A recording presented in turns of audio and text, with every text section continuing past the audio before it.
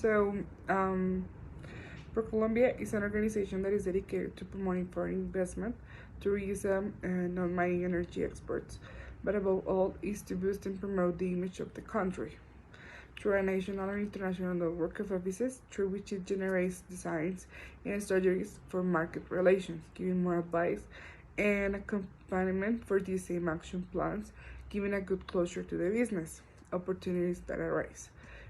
Also, it is important that of the various functions presented by this organization, the process and opportunity of communication and market that is generated not only go in one direction, since it is clear the importance of Colombia being able to reach other markets around the world.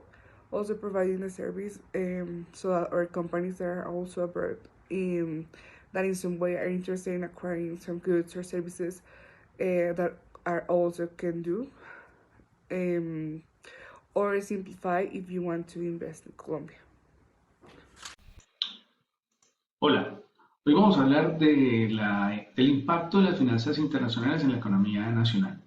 Y como ejemplo traemos a colación el desarrollo del proyecto de la primera línea del metro de Bogotá, para lo cual Colombia va a requerir 3.500 millones de dólares. Y deberá aportar el 70% de ese dinero, lo cual corresponde a 2.450 millones de dólares. Tenemos dos cosas. La primera sería pactar un crédito con el Banco de la República. Es de entender que este a su vez tendría que imprimir esa cantidad de dinero para podernos facilitar y poder desarrollar el proyecto. Esto sería una tasa de interés efectiva anual del 1.05 a un término de 20 años con sus amortizaciones mensuales, abono de capital y pago de intereses con fecha de inicio en el 2020. La segunda opción que tenemos es el Fondo Monetario Internacional, el cual nos fijaría una tasa de interés de print rate del 0.03% para los primeros 5 años. Luego de esos 5 años se financiaría el 0.05% para los 10 años siguientes y por último al 0.07 para los 5 años y así finalizar el lapso de los 20 años con sus respectivas amortizaciones semestrales, abono de capital, pago de intereses y con el inicio del pago en el 2020. Ahora, en esta tabla vemos cómo se comportaría el crédito con el Banco de la República. Al ser a 20 años, esto nos implicaría que tendríamos 240 cuotas que pagar, ¿sí? Como vemos en la tabla, tenemos acá el número de pagos, la fecha, el saldo inicial, la cuota que se dividen, que la contienen dos ítems, que es el abono de capital y intereses, y pues obviamente el saldo final. Sin embargo, al finalizar la cuota 240, se estima que habremos pagado alrededor de 267 millones de dólares en intereses. Por eso es 2.450. Son unos intereses, es un pago de intereses muy alto. Hay que ser claros que proyectos como este no los debe financiar el Banco de la República. De poder puede, pero no es lo correcto. ¿Por qué? Porque son proyectos que benefician a terceros o proyectos de terceros. En este caso es el proyecto que se desarrolla para el beneficio solo de la capital y no de toda la nación o de todo el país. Asimismo, el Banco de la República puede llegar a otorgar un crédito de tal magnitud siempre y cuando este sea para afrontar una crisis económica.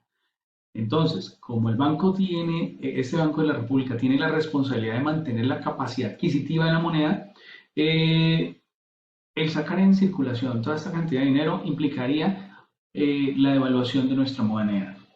Ahora, pasando al siguiente cuadro o a la siguiente opción, que sería con el crédito, el Fondo Monetario Internacional, tendríamos en primera instancia pactado a 60 meses con una tasa de interés al 0.3, como ya lo habíamos hablado. Finalizaban los 5 primeros años, quedaríamos debiendo un saldo de 1.838 millones de dólares. Ya a los siguientes 10 años, que sería la tasa del 0.05, finalizaríamos esa cuota 120 debiendo 921 millones de dólares.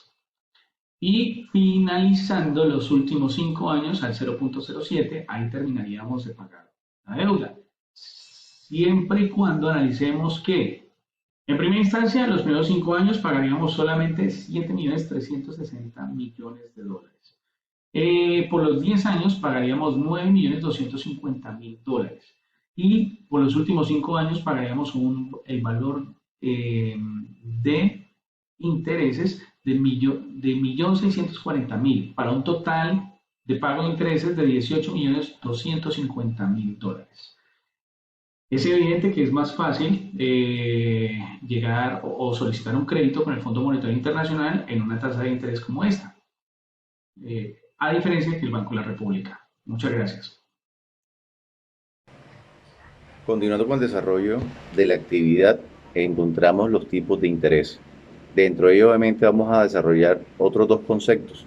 Empezando por este, corresponde al valor que indica al porcentaje de interés que se debe pagar como contraprestación por utilizar una cantidad determinada de dinero en una operación financiera.